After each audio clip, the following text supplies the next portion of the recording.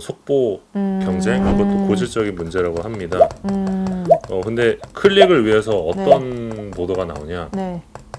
위험을 강조하는 거죠. 그렇죠. 예를 들어서 그런 건 봐요, 저도. 뭐 한국경제TV 기사 네. 제목 중에 뭐 코로나 백신 패닉, 그러니까 패닉이라는 단어를 많이 쓰는 거예요. 그런 얘기 안 언론들이. 쓰기로 했는데. 일반적으로 백신 기사를 쓰게 되면 네.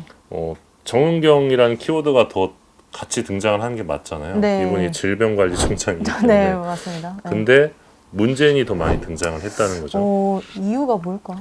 그러니까 이게 아까 네. 말씀드렸던 어떤 백신 보도의 정치화와 연관이 있다는 주장인데요. 무조건 나라님 탓 약간 이런 거. 네, 뭐 그런 걸 수 있어요.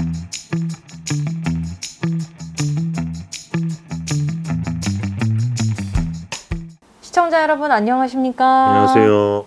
미디어 오물오물 박사연 기자입니다. 네, 정철은입니다. 네, 선배. 네. 그 새로운 팀의 팀장이 되셔서 처음 찍는 오물오물이시죠? 네, 일이 더 많아졌는데요. 네. 열심히 해보겠습니다. 네, 선배에 대한 기대가 큽니다. 무려 부원들이 다섯 명. 5명이나 됩니다. 네. 박 기자랑도 한 팀이 됐죠. 예, 저희는 언제나 원팀입니다. 오늘은 어떤 소식을 준비하셨나요, 선배? 네. 어제 코로나19 백신 보도 관련해서 네. 4일 토론회가 있었는데 노지민 기자가 이제 토론회를 취재를 했는데 네. 토론회에서 좀 유의미한 이야기들이 좀 나와서 가져와 봤습니다. 그런가요? 네. 우리나라 코로나19 보도 특징 이걸 이제 토론에서 정리해 줬는데 일단 오락가락 잣대. 그러니까 백신을 두고 네. 어쩔 때는 이 백신의 안전성이 중요하다고 막 강조를 하는데 네. 어쩔 때는 또 백신이 빨리 시급하게 들어와야 된다라고 주장을 하는 거예요. 맞아요, 그랬죠. 근데 어떤 네.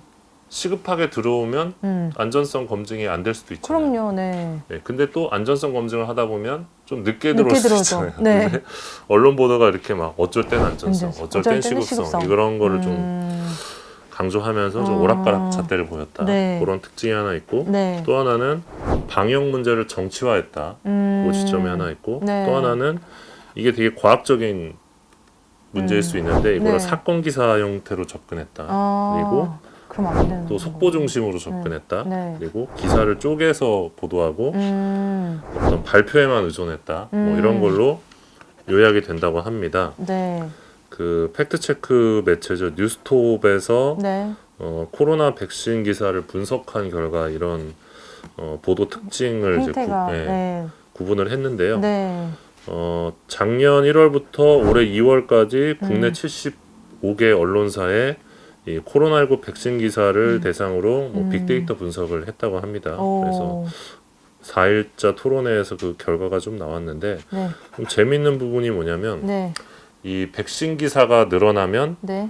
문재인이라는 키워드가 등장하는 기사도 늘어난다는 거예요. 그러니까 문재인 기사가 늘어나는 만큼 백신 기사가 늘어나는 거예요. 그러니까 쉽게 말하면 기사를 쓸 때 백신 기사를 쓰는데 항상 문재인이 같이 등장한다는 거죠. 기사에.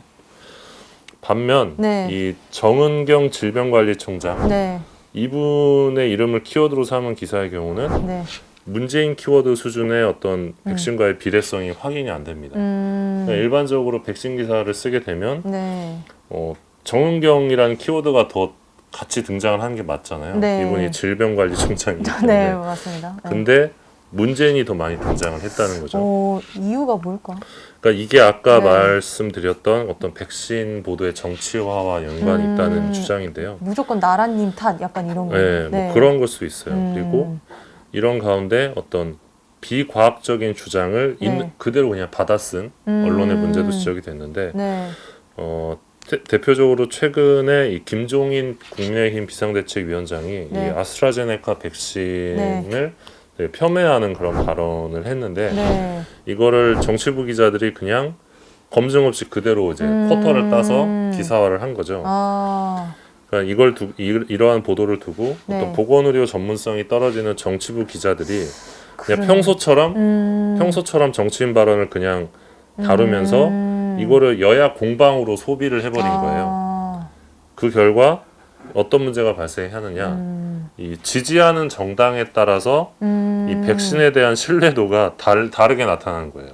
그러니까 민주당 지지자들은 백신을 더 신뢰하고 국민의힘 지지자들은 백신을 네. 덜 신뢰하고 이런 식의. 그러니까 정치인들이 뭔가 그 백신에 대해서 이렇게 좀 정치적으로 이렇게 발언하는 것들에 대해서 사실 언론도 검증을 안 하고 그냥 그대로 그렇죠. 놀아나버리는 그렇죠, 그런 그렇죠. 상황이 돼버린 예. 거네요. 그러니까 정치권이 이 백신을 정쟁화하는 가운데 네. 이거를 더 부추긴 게 언론 보도가 아니었느냐 네. 이런 지적이고요. 네. 또 하나는 이제 클릭을 위한 속보 경쟁 이것도 고질적인 문제라고 합니다. 근데 클릭을 위해서 어떤 보도가 나오냐? 네. 위험을 강조하는 거죠. 그렇죠. 예를 들어서 그런 건 봐요, 저도. 뭐 한국경제 TV 기사 네. 제목 중에 뭐 코로나 백신 패닉, 그러니까 패닉이라는 단어를 많이 쓰는 거예요. 그런 얘기 안 언론들이. 쓰기로 했는데. 그러게요. 네. 그리고 중증 네. 이상 반응에 사망까지 불안감 확산. 이거 뭐 아이고. 문화일보 기사 어떤 제목이었고. 불안감이 생기겠어. 네, 그리고 속보를 붙여가지고 네. 고양시에서 이제 백신을 맞은 50대가 심장 발작으로 사망. 이건 헬스조선 기사 제목인데 사실 이 50대의 네. 심장 발작이 네. 백신하고 연관성이 있는지 없는지는 나중에 뭐 부검을 하든 그 결과가 나와야 알 수 있는 건데 네. 연결을 시켜버리는 거예요, 그냥. 네. 그냥 맞긴 맞았다. 약간 이런 네, 그쵸. 이유 하나만으로. 네. 그리고 뭐 잇따른 독감 백신 사망에 불안감 증폭. 예방 접종 못한 게 다행이었나? 뭐 이건 조선비즈 기사. 그런 기사는 갑자기 또 왜 나왔을까? 네. 예, 그러니까 이런 기사들이 계속 등장을 하는데 이런 네. 기사들을 보고 네. 그 이재갑 그 한림대 교수 요즘 방송 출연 많이 하시는데 감염 그분이 그분이 최근에 그 페이스북에서 굉장히 이렇게 분노하더라고요. 그러셨어요? 쓰레기 기사다 이런 것을 두고 떼시네요. 네. 너무 화가 많이 나셨던 것 같은데 왜냐하면 네. 이런 기사들이 결국 백신에 대한 불안감을 부추겨서 실제로 그러면 백신을 안 맞으려고 하거든요. 네. 그러면 사실 이 백신이라는 게 네. 많이 맞아서 이제 항체가 전반적으로 생겨야 네. 백신을 맞는 효과가 있는 건데 네. 그러니까 이거는 어떤 방역 대책을 좀 무력화시키는 네. 그런 선정적인 보도다. 네.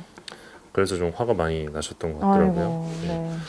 그리고 이런 가운데 또 우리나라의 또 대단한 관행이죠. 이 그 베껴쓰기. 네. 오보를 또 베껴쓰는 겁니다. 그래서 지난 3일에 네. 이 연합뉴스 기사였는데 네. 이거 속보에서 백신 접종 후 사망 현재까지 영국은 402명, 네. 독일은 113명 네. 이렇게 속보가 나왔는데 네. 연합뉴스가 이 사망자 수를 네. 잘못 쓴 거예요. 오메. 11명을 이제 113명으로 썼다는 거예요. 독일이. 네? 근데 요거를 이제 그대로 또 다 베껴가지고 오. 그래서 연합뉴스는 수정을 했는데 네. 아직까지도 수정이 안 된 채 남아있는 또 매체가 있나요? 있습니다. 아. 예. 이런 가운데 이 백신을 다루는 기사와 비교했을 때 네. 팩트체크 기사가 너무 부족하다 이런 네. 지적도 나왔는데 네. 이 앞서 뉴스톱 분석에 따르면 작년 1월부터 올 2월 말까지 코로나 관련 뉴스가 이 75개 언론사만 이제 네. 집계를 했을 때 네. 147만 1254건이라고 합니다. 네. 그리고 이 중에 백신 관련 뉴스는 93,254건인데 네. 백신과 팩트체크 키워드가 동시에 나타나는 기사는 70여 개 정도다.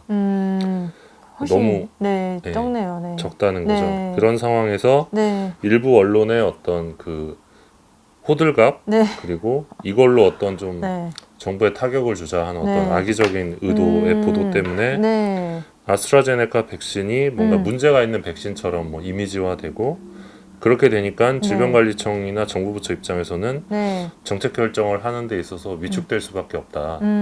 그런 지적이 나오는 거죠. 근데 아무래도 백신 관련해가지고 국민 이슈가 집중된 만큼 또 막 이렇게 쓰면 안 되는데 쓰게 되는 것 같기도 해요. 그리고 보건복지부에서도 굉장히 지금 엠바고 파기 건이 계속 나오고 있대요. 뭐 엠바고 걸어놓은 것들에 대해서. 네. 그래서 기자들도 그만큼 빨리 막 이런 백신 소식을 좀 엠바고를 파기할 만큼 쓰고 싶어 한다. 그러니까 네. 그 백신이 실제로 문제가 있을 수도 있으니까 네. 그거를 의심하고 감시하는 것도 이제 언론의 역할이라고 생각하는데 네.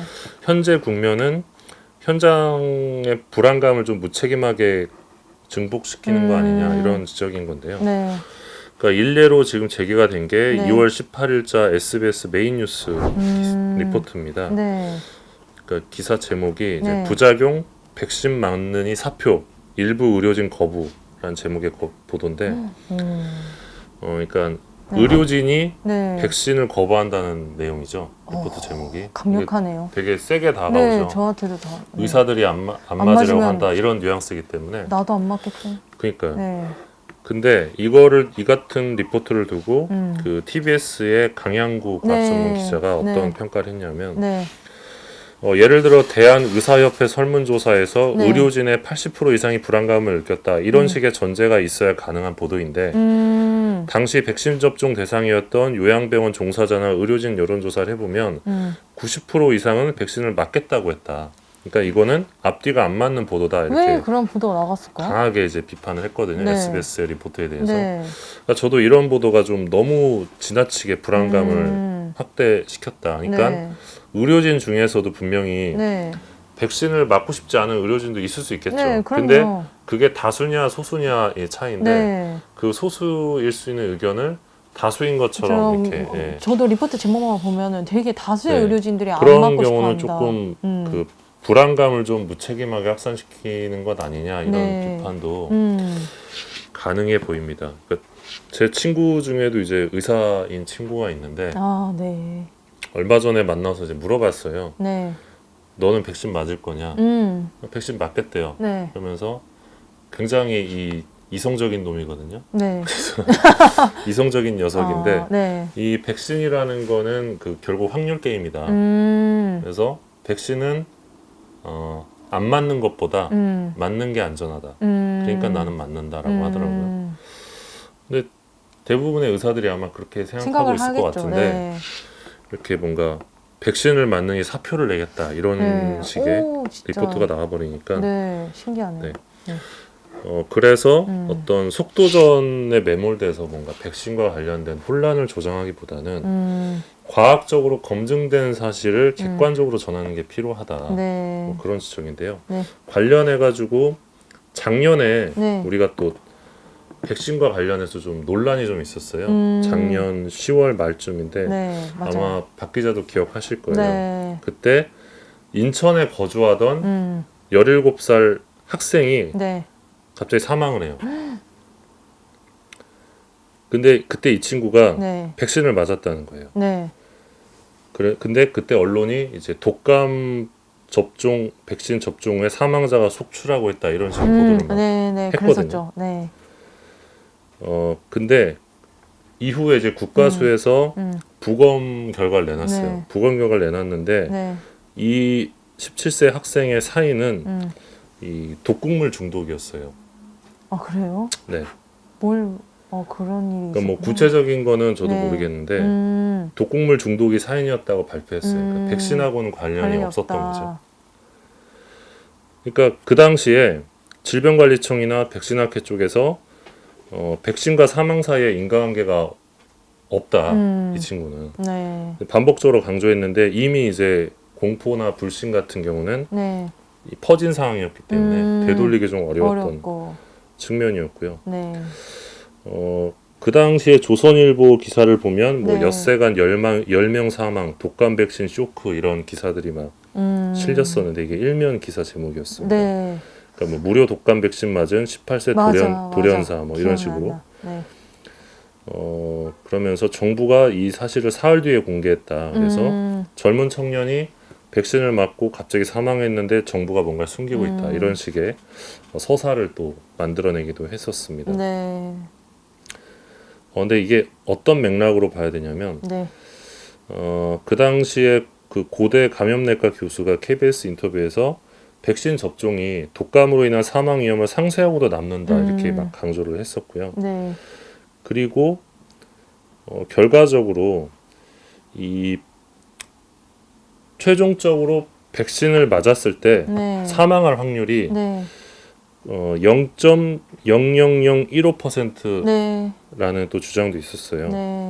5천만 명의 한국인 중에 네. 사망자는 하루 평균 750명이라고 합니다. 일주일이면 5,250명이고 이 사망자 중에서 백신 접종자로 보도된 사람은 그 당시 기준으로 25명이었는데 통계청에 따르면 성인 3명 중 1명이 인플루엔자 백신을 맞고 있어서 최종적으로 백신을 맞았을 때 사망할 확률은 0.00015%다. 뭐 이런 주장이었거든요. 그러니까 그 당시 보도의 문제는 뭐냐면 네. 언론이 그러니까 백신을 맞은 사람 중에 네. 몇 명이 사망했는지를 봐야 했는데 사망자 중에 백신을 맞은 사람의 수를 근거로 해서 백신의 위험성을 측정하는 오류를 저질렀다. 뭐 그런 부분이었거든요. 네. 그러니까 지금도 뭔가 그러한 그 보도 행태를 좀 반복하고 있을 수 있다. 네.